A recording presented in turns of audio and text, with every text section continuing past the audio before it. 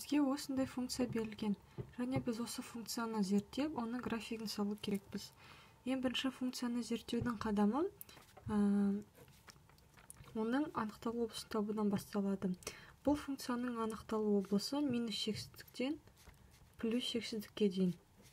Ол осындай аралықта жатқандықтан, ол үзіліссіз, яғни асимптоталары жоқ. Сондықтан біз асимптоталарды табу қадамын қарастырмаймыз.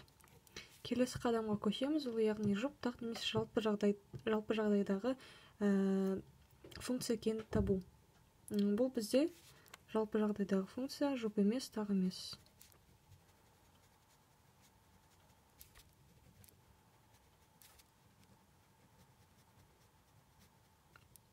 Келесі қадам оның стационар нүктелерін табу. Стационар нүктелер табу үшін біз осы берілген функцияның бірінші туындысын аламыз. Сонда шығады x-тің 4 дәрежесі минус 4x квадрат. Енді осы шыққан теңдеуді біз нөлге теңестіріп шешемізде мәндерін табамыз.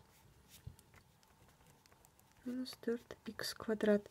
Оны түрлендірсек, шығады x квадрат минус 4 тең 0. Сонда x квадрат тең 0, x тең 0, x квадрат минус 4 тең 0, x квадрат тең 4, x тең 2 және x тең минус 2. Сонда бізде мынандай 3 мән шықты. Енді біз осы 3 мәнді сандар өсіне салып, минимум және максимум мәндерін табамыз.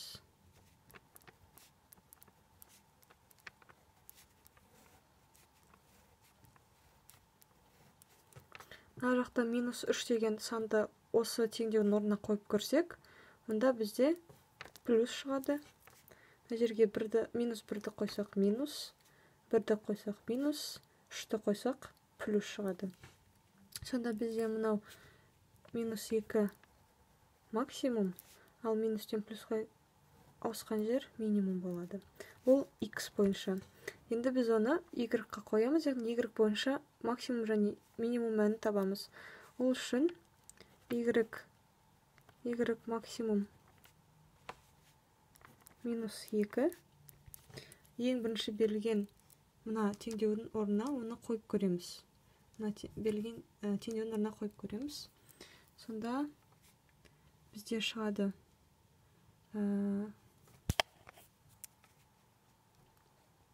5-тен 1 көбейтілген минус 32, минус 3-тен 4 көбейтілген минус 8.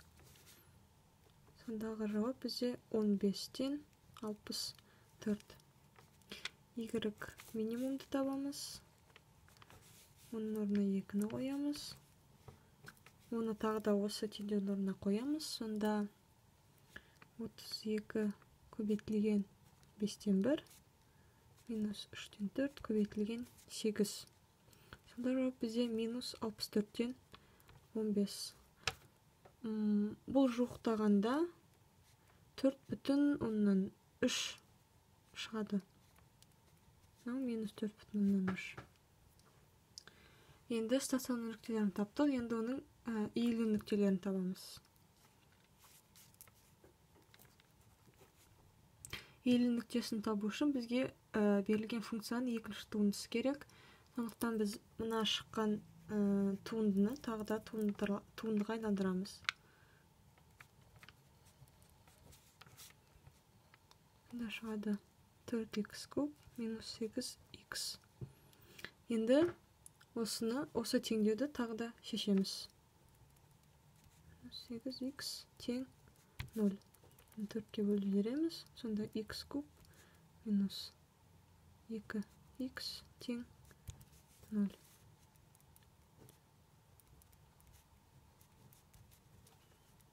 X тең 0 деген бір жауап. Сонда x квадрат минус 2 тең 0. X квадрат тең 2. X тең түбірасында 2. X тең минус түбірасында 2. Осындай тағы да 3 түбірлері шықты. Енді біз оны тағы да сан өсіне салып, қай жерінде дөңес, қай жерінде ойыс болатын қарастырамыз.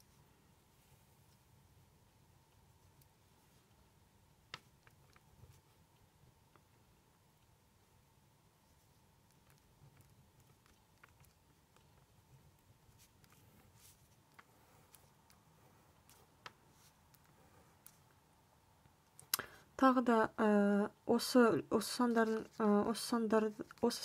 кейін тұрған мәндерді беріп, мына функцияға қойып көріп, оның қандай минус немесе плюс екенін табамыз.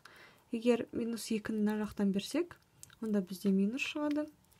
Егер мына жерде минус 1 деген санды берсек, плюс шығады.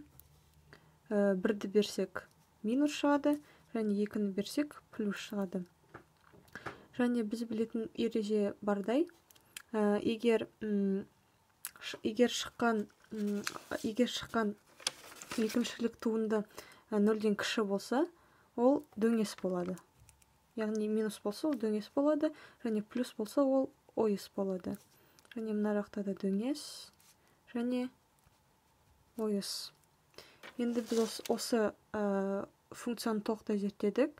Және осыны графикке саламыз. Енді біз осы графикті салуымыз керек. Бірақ осы графикті салу үшін бізге осы функцияның нөлдерін таба кету керек. Ол графикті салуды жеңілдетеді. Ол үшін біз берілген функцияның өзін теңестіреміз 0-ге, және оны шешемізде түбірлерін табамыз. 0. Енді осы теңдеуді шешеміз.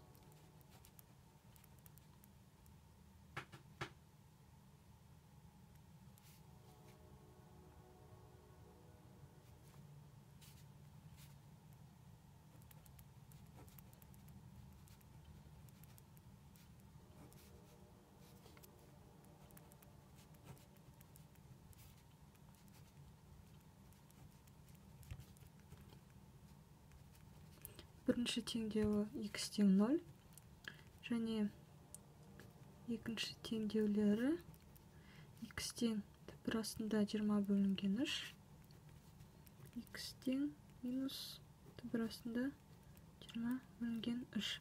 Бұл жоқтап алғанда 2,6 минус 2,6. Сонда бізде тағы да 3 нөлдері бар. 0, 2,6 және минус 2,6 деген сандар. Енді біз осы нөлдерді графикте белгілейміз.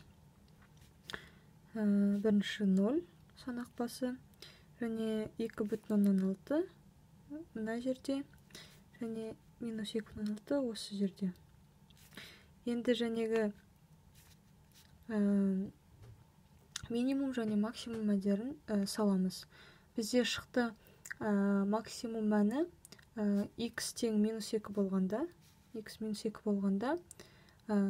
64 бөлінген 15 деген, ол бізде жоқтағында 4,3 болды. Яғни минус 2-ден мына жерде. 15-тен 64 деп жазамыз. Бұл максимум. Және де минимум мәні x тең 2-ге тең болғанда, минус 15-тен 64 деген шықты. Ол мына жерде. Енді 2 нүкте бар. Енді біз осы нүктелерді қосамыз. Мынаны бұлай қосамыз. Санақ басымен қосамыз.